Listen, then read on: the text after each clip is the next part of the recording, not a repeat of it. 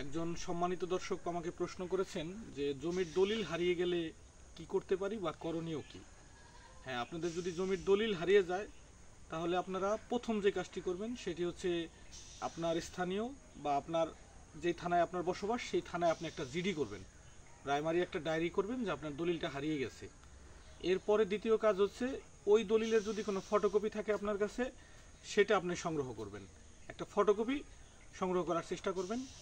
যদি ফটোকপি না থাকে সেক্ষেত্রে আপনার করণীয় হচ্ছে আপনার যেই ভূমি অফিসে আপনার দলিলটা রেজিস্ট্রেশন হয়েছে আপনি সেখানে যাবেন, গিয়ে এই বালাম বই চেক দেওয়ার চেষ্টা করবেন।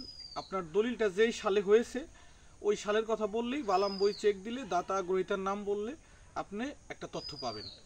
ওখান থেকে আপনি একটা নকল তোলার জন্য আবেদন করবেন।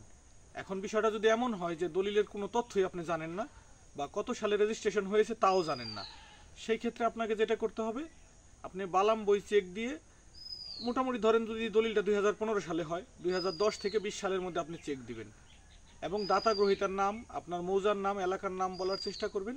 অবশ্যই স্থানীয় ভূমি অফিসে গেলে আপনি বালাম বই চেক দিলে সেটা পারবেন, বের করতে পারবেন। আর আপনার দলিলটা যদি অতীব পুরনো হয় তাহলে আপনি যদি আপনার উপজেলায় না পান এর আগে যেখানে রেজিস্ট্রেশন হতো সেই উপজেলায় যেতে পারেন। এখানেও যদি না পাওয়া যায় আপনি ডিসি অফিসে যেতে পারেন। এরপরও যদি না পাওয়া যায় তাহলে আপনাকে যেতে হবে রেকর্ড রুম তেজগাঁও, যেটা সারা বাংলাদেশের সমস্ত ল্যান্ডের রেকর্ড তেজগাঁওয়ে পাওয়া যাবে এ বলে আমরা বিশ্বাস করি।